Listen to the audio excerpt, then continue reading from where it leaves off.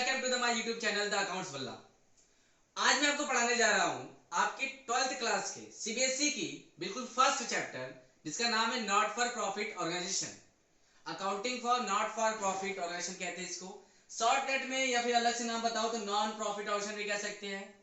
उसके बाद बिल्कुल शॉर्ट में अगर मैं बात कहूं तो इसे हम एनपीओ भी कह सकते हैं।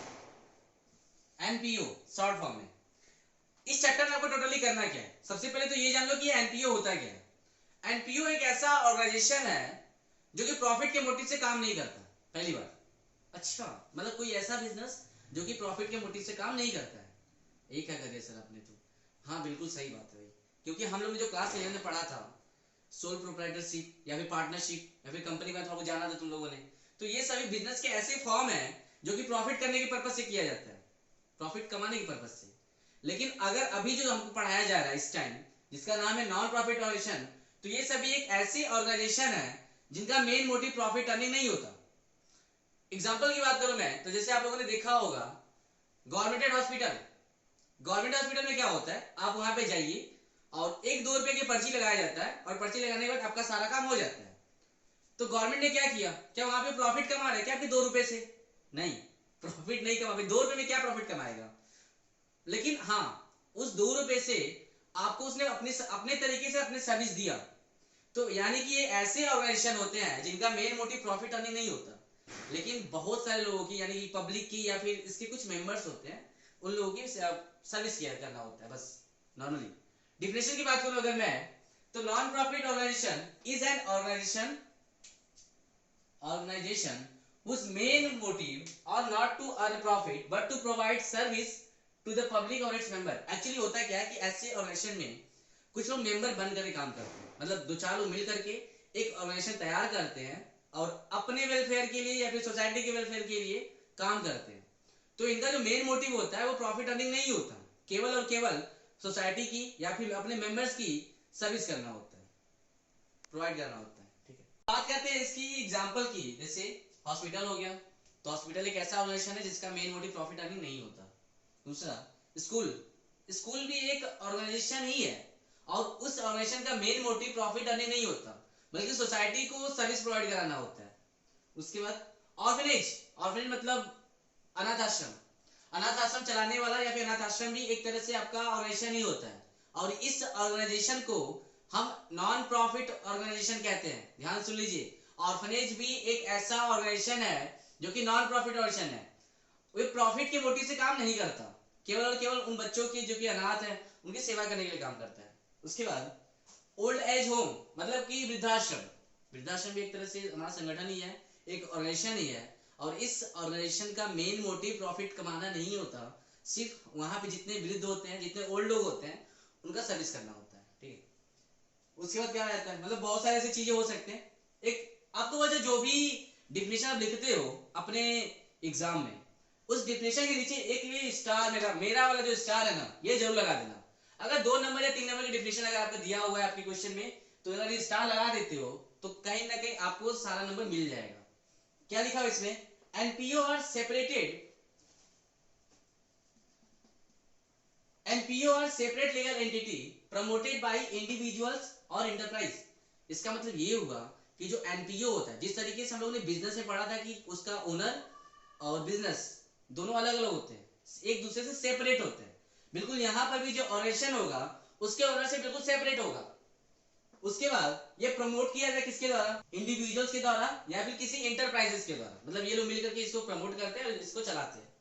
अब बात करते हैं इसकी कैरेक्टरिस्टिक्स की, मतलब कैरेक्टरिस्टिक्स से मतलब कि इसमें क्या कौन कौन सी विशेषताएं हैं।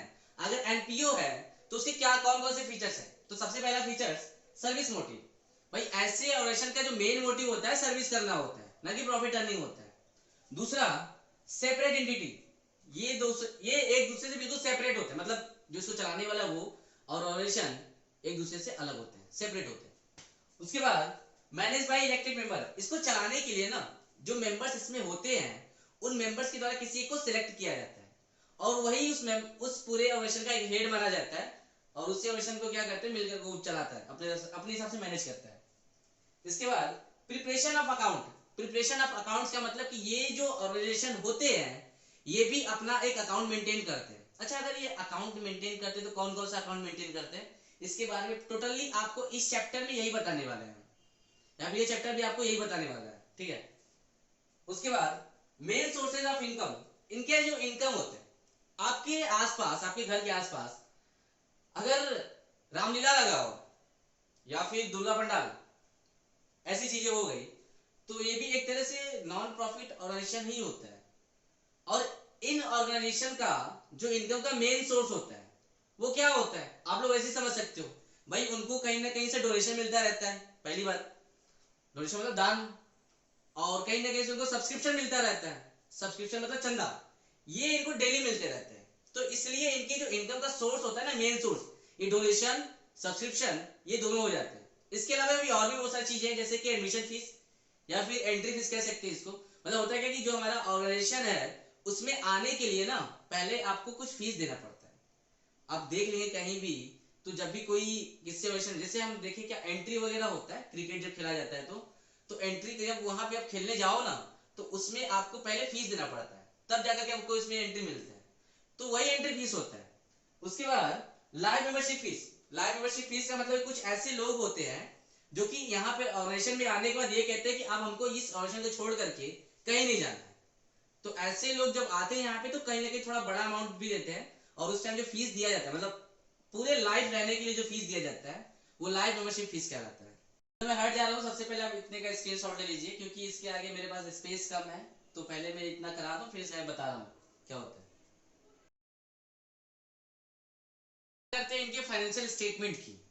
फाइनेंशियल स्टेटमेंट मतलब ये कौन कौन से अकाउंट बनाते हैं। तो सबसे पहली बात ये, क्या एनपीओ भी फाइनेंशियल स्टेटमेंट तैयार करते हैं क्या?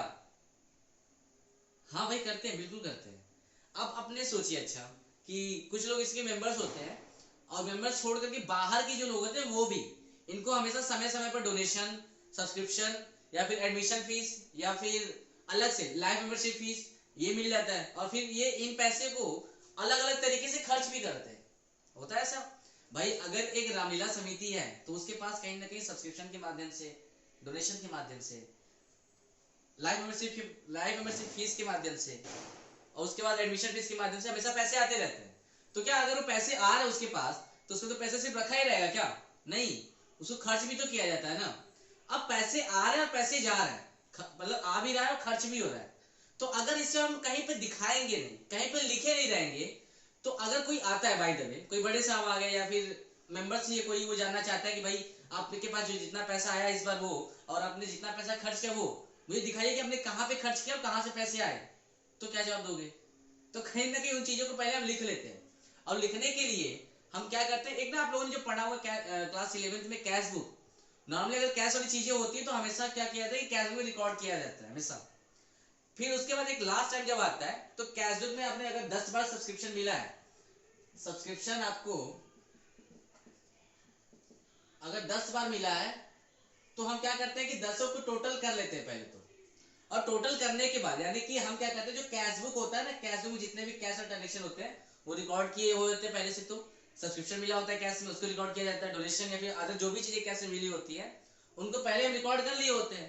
और लास्ट वाले डेट को, जैसे हम लोग, एक होता है क्लास 11 में आपने पढ़ा था कि जो प्रॉफिट वाले ऑर्गेनाइजेशन होते हैं वो क्या क्या तैयार करते हैं, लास्ट में ट्रेडिंग अकाउंट तैयार करते हैं,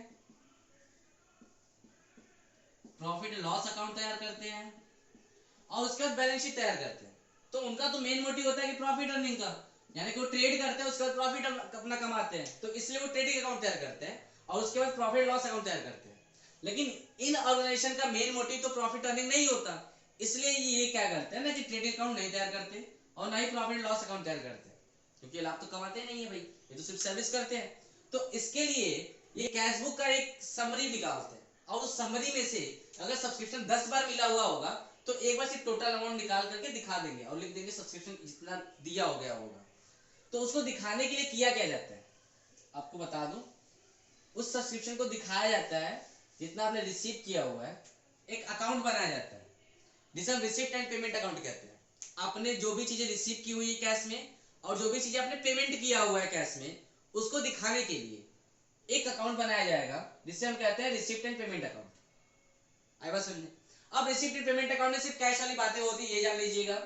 और कैश के साथ साथ इनको ये लगता है कि हाँ भैया मुझे ये देखना चाहिए कि मैंने हमारे पास कितना इनकम आया है और कितना हम लोगों ने खर्च किए। देखो रिसीव करना अलग बात हुई और इनकम करना अलग बात हो गई। रिसीव आपको अगर मिल रहा है तभी रिसीव होगा, इनकम आपको मिले या ना मिले हो जाता है, ऐसा भी होता है। ठीक है, और बात करते हैं अगर तुम्हारे पास से पैसे जा रहे हैं तो अगर कैश में हो रहा है तो पेमेंट अगर कर रहे हैं तो ये बिल्कुल कैश में जा रहा है, लेकिन अगर एक्सपेंसेस हो रहे हैं तो वो हो भी सकता है नहीं भी हो सकता है। ठीक है, तो इसलिए इन दोनों को देखने के लिए अलग अलग अकाउंट तैयार किए जाते हैं।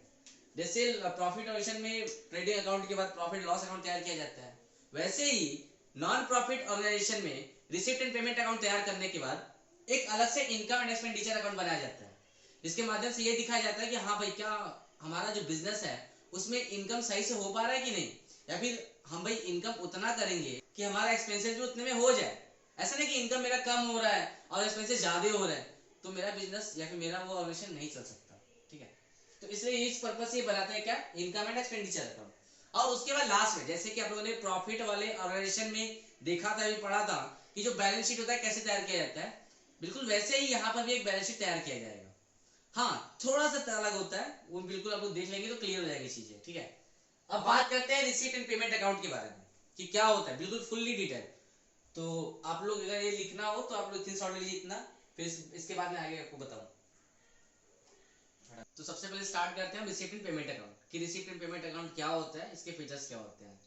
डिफिनेशन की बात करूं, at the end of the year non profit organisation prepared an account to record a summary of all types of cash receipt and cash payment. It is known as receipt and payment account. कहने का मतलब कि year के and में, जो accounting year होता है उसके एंड में एनपीओ द्वारा नॉन प्रॉफिट ऑर्गेनाइजेशन के थ्रू एक अकाउंट बनाया जाता है जिसमें हम जो भी रिसीव किए होते हैं कैश में वो, और जो भी हम पेमेंट किए होते हैं वो, दोनों चीजों को दिखाया जाता है। तो इस अकाउंट को हम रिसिप्ट एंड पेमेंट अकाउंट कहते हैं। अच्छा, जो चीजें हम यहाँ पे रिसीव करते हैं या फिर पेमेंट करते हैं जो दिखाते हैं, ये हमारा कैश बुक से ही आया हुआ होता है। यानी हम कह सकते हैं कैश बुक का एक समरी जो होता है वो यहाँ पे लाकर के लिखा जाता है। समरी का मतलब कि अगर आपने कैश बुक में 10 बार अगर सब्सक्रिप्शन रिकॉर्ड किया हुआ है तो 10वें बार को सबसे पहले आप कैलकुलेट करोगे, और कैलकुलेट करने का जो फाइनल अमाउंट आएगा वो रिसिप्ट एंड पेमेंट के रिसिप्ट साइड में आप ला करके लिख दोगे, क्योंकि पहले मैंने बताया था आपको कि अगर सब्सक्रिप्शन दिया हुआ है तो वो रिसिप्ट के साइड में ही जाएगा। ठीक है, अभी ये हो गया। इसके नीचे एक इशारा लगे पॉइंट बनाएंगे, लिखेंगे क्या, it is a summary of cash book, यानी कि रिसिप्ट एंड पेमेंट अकाउंट को हम कैश बुक का एक समरी भी कहते हैं। इसमें जो भी चीजें आती हैं कैश बुक से ही आती है, उसके एक समरी के रूप में आता है। तो अब बात करते हैं इसकी फीचर्स के बारे में। सबसे पहले आप लोग इसका स्क्रीनशॉट ले लीजिए ताकि मैं फीचर्स इसके आगे लिख सकूं। तो फीचर्स से पहले हम बात करते हैं कि इसका फॉर्मेट कैसा होता है। अगर आप फॉर्मेट समझ लोगे तो फीचर्स तो इसका बिल्कुल ईजी हो जाता है। फॉर्मेट में सबसे पहले receipt and payment account for the year ended 31 मार्च, या फिर जो भी डेट आपको दिया हो, जिस लास्ट डेट को आप बना रहे हो वह डेट यहाँ पे होना चाहिए सबसे पहले। फिर उसके बाद इस तरीके से एक अकाउंट बनेगा, इसके ये वाला साइड डेबिट का होता और ये वाला साइड क्रेडिट का होगा। डेबिट वाले साइड में जो भी हम पैसा रिसीव करेंगे, जो पैसा हमारे पास आता है उसको दिखाएंगे, और क्रेडिट वाले साइड में जो पैसा हमारे पास से जा रहा है उसे दिखाना है मुझे। दिखाने के लिए जब भी हम इसका स्टार्ट करते हैं, इस अकाउंट को बनाना जब हम स्टार्ट करते हैं तो सबसे पहले यहाँ पर टू बैलेंस ब्रॉट डाउन ये दिखाते हैं। टू बैलेंस ब्रॉट डाउन का मतलब कि आप जब ये रिसीप्ट एंड पेमेंट अकाउंट बनाने जा रहे हो तो उस टाइम पिछले वर्ष का, जैसे आप बना रहे हो 31 मार्च 2019 को, बाय द वे आप बनाते हो 31 मार्च 2019 को, और अगर 31 मार्च 2019 को बनाते हो तो कहीं ना कहीं आपका जो स्टार्टिंग वाला ईयर होगा वो 1 अप्रैल 2018 होगा, ये वाला।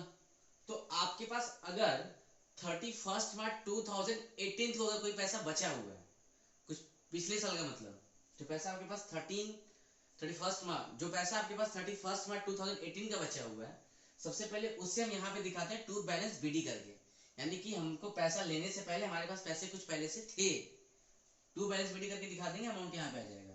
अब ऐसा हो सकता है कि बैलेंस बीडी हमारा कुछ हमारे पास कैश के रूप में मेरे हाथ में हो या फिर बैंक में हो, तो अगर जैसा भी होगा, कैश के रूप में अगर मेरे पास होगा तो मैं यहाँ पे लिखूंगा कैश इन हैंड, और अगर बैंक के पास होगा तो बैंक एड टू बैंक हो जाएगा, और अगर बैंक के पास होगा तो एड बैंक हो जाएगा, बस इतना करने के बाद अब जो भी चीजें हमको रिसीव होती हैं, जैसे रिसीव होने के लिए अगर क्वेश्चन में आपकी सब्सक्रिप्शन दिया हुआ है, तो जब भी आप ऐसे समझिए, क्या सब्सक्रिप्शन आपको मिलता है या फिर देते हैं?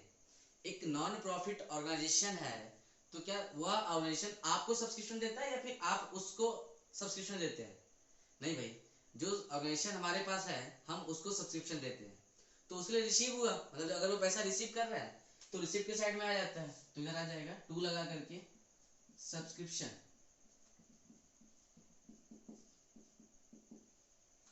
उसके बाद क्या हो जाएगा, डोनेशन आ जाएगा यहाँ पर, अगर डोनेशन मिल रहा है तो। उसके बाद टू लाइफ मेंबरशिप फीस, मतलब इस तरीके की चीजें यहाँ पर आपकी आ जाएंगी। और उसका जो पेमेंट की बात, कैसे कैसे पेमेंट करते हैं, हो सकता है कि हमने कुछ स्टाफ को सैलरी दिया हो, जो लोग कुछ काम कर रहे हैं, ये हो सकता है, मतलब पैसा हमारे पास से आया तो ऐसे ऐसे आया, कुछ सब्सक्रिप्शन मिला मेरे पास, कुछ डोनेशन मिला है, कुछ लाइव मेंबरशिप फीस मिला है। लेकिन जब हमारा पेमेंट करने की बात है, तुम कैसे कैसे खर्च किए हैं, कुछ सैलरी दिए हैं हमने। उसके बाद परचेज ऑफ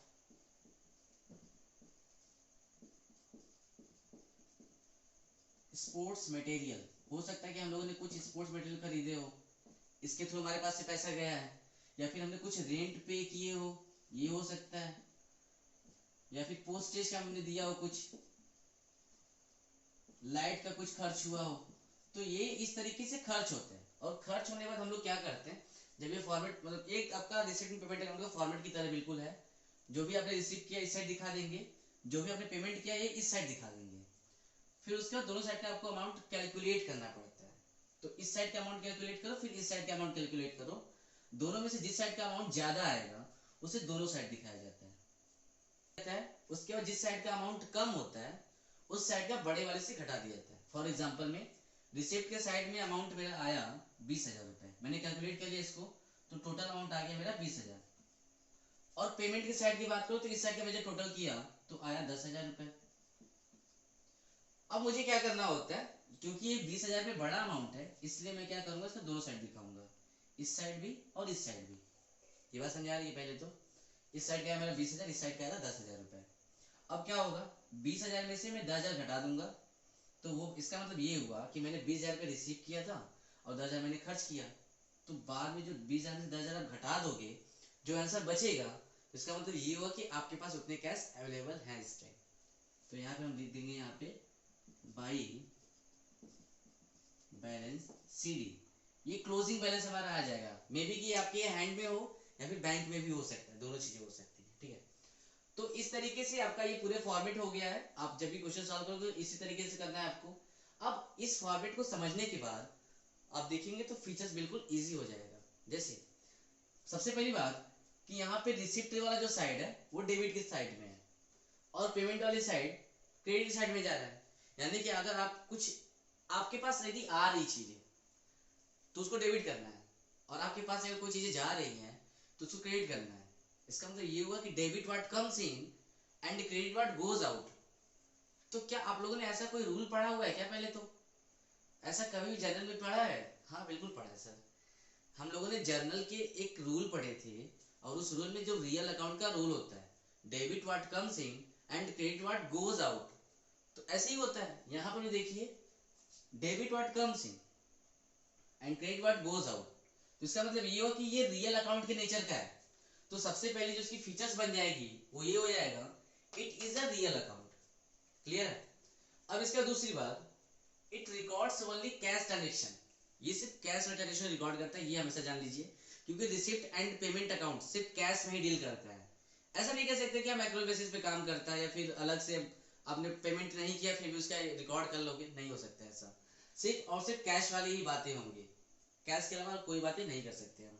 उसके बाद बात करते हैं, it records all cash and bank receipts and payment of both capital and revenue nature, ये बहुत इंपॉर्टेंट, कैपिटल नेचर और रेवेन्यू नेचर क्या होते हैं देख लेते हैं। हमारे यहाँ जो भी इनकम होता है, इनकम दो तरीके से, यानी कि अगर आपकी जेब में पैसे आ रहे हैं तो वो दो नेचर के होते हैं, पहला रेवेन्यू नेचर के और दूसरा कैपिटल नेचर के। अगर रेवेन्यू इनकम हुआ तो एक ऐसा इनकम जो कि थोड़े थोड़े मात्रा में होता है, यानी कि इसका जो अमाउंट होता है वो कम होता है और डेली होता है। तो इधर मैं लिख दे रहा हूँ कि जब भी रेवेन्यू इनकम होगा तो इसका जो अमाउंट होता है वो फ्यू अमाउंट होते हैं, मतलब थोड़े मोड़े अमाउंट होंगे आपके, और ये कब डेली होता रहता है, ठीक है। अब बात करते हैं कैपिटल इनकम की। तो कैपिटल इनकम एक ऐसा इनकम होता है जो कि बड़े अमाउंट में होता है और कभी कभी होता है। फॉर एग्जाम्पल मैं बात करूँ अगर कि एक गाय वाला है, तो गाय वाला अगर दूध बेचता है तो उसके लिए वो रिवेन्यू इनकम होगा। लेकिन अगर दूध की जगह वो अपनी गाय को ही बेच दे तो पैसे तो उससे भी मिलेंगे। लेकिन अगर वो गाय को बेच के पैसा लेता है तो इसका मतलब ये हुआ कि वह कैपिटल इनकम हो गया। आई बात समझे? अब वो गाय को डेली तो बेचेगा बेचेगा नहीं, कभी कभी बेचेगा, तो कभी कभी बेचता है, तो कभी कभी जो मिलता है पैसा हमें बड़े अमाउंट में, वो कैपिटल नेचर माना जाता है।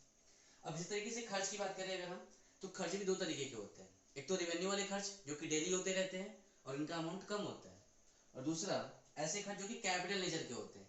कैपिटल नेचर का खर्च एक ऐसा खर्च होता है जो कि बड़े अमाउंट में होता है और कभी कभी होता है। फॉर एग्जाम्पल में हम एसेट को जब खरीदते हैं कोई, तो एसेट को खरीदने पर भी हमारे हमारे पास से पैसा जाता है और काफी बड़ी मात्रा में जाता है, इसलिए उसको हम कैपिटल नेचर मानते हैं, ठीक है। तो इस अकाउंट में, रिसिप्ट एंड पेमेंट अकाउंट में, चाहे किसी भी नेचर के हो इनकम या फिर एक्सपेंडिचर, वो दोनों रिकॉर्ड किए जाते हैं। अब बात करते हैं इसके बाद, it starts with the opening balance of cash in hand और कैश एट बैंक। कहने का मतलब जब भी हम इस क्वेश्चन को स्टार्ट करते हैं ना, रिसिप्ट एंड पेमेंट अकाउंट जब भी हम बनाना स्टार्ट करेंगे, तो स्टार्टिंग में इसका कैश इन हैंड या फिर कैश एट बैंक, जैसे मैंने बताया था आपको, जो पैसा हमारे पास होता है सबसे पहले उसको दिखाते हैं। ये टू बैलेंस बीडी का मतलब इसके आगे ये भी हो सकता है कि हमारे पास कुछ पैसे कैश कैश के रूप में पड़े हुए हैं या फिर कुछ पैसे हमारे बैंक में पड़े हुए हैं। इसके बाद, its main aim is to ascertain the total amount paid and received during accounting period। इसका जो मेन मुद्दा होता है वो ये होता है कि एक अकाउंटिंग पीरियड में मुझे एक्चुअली में कितना पैसा मिला और कितना पैसा मैंने पेमेंट किया हुआ है नॉर्मली। तो मैं हट जा रहा हूँ, आप लोग इसका स्क्रीनशॉट ले लीजिए पहले। बच्चों आपको ये चीजें बिल्कुल क्लियरली करने के लिए क्या करना होगा, इसके आगे मैं जो एक दूसरा वीडियो बनाऊंगा जिसमें रिसिप्ट एंड पेमेंट अकाउंट का एक न्यूमेरिकल लगाऊंगा, तो न्यूमेरिकल लगाने से बिल्कुल वो चीजें इजी हो जाएंगी। और अगर आपको मेरा वीडियो अच्छा लगा और समझ में आया हो तो प्लीज मुझे कमेंट बॉक्स में जरूर बताइएगा कि हाँ सर आपकी वीडियो अच्छी लगी मुझे। और मैं क्या करूंगा, आप आपके यहाँ अकाउंट, बिजनेस और इकोनॉमिक्स, इन तीनों चीजों के बारे में अलग अलग वीडियो बना करके भेजता रहूंगा। मतलब इस चैनल पे अगर आप आए हो तो आपको कहीं और जाने की जरूरत नहीं है। हमारे इस चैनल पे आपको अकाउंट भी सारा का सारा मिलेगा, बिजनेस की भी सभी चीजें मिलेंगी और इकोनॉमिक्स की भी सभी चीजें मिलेंगी।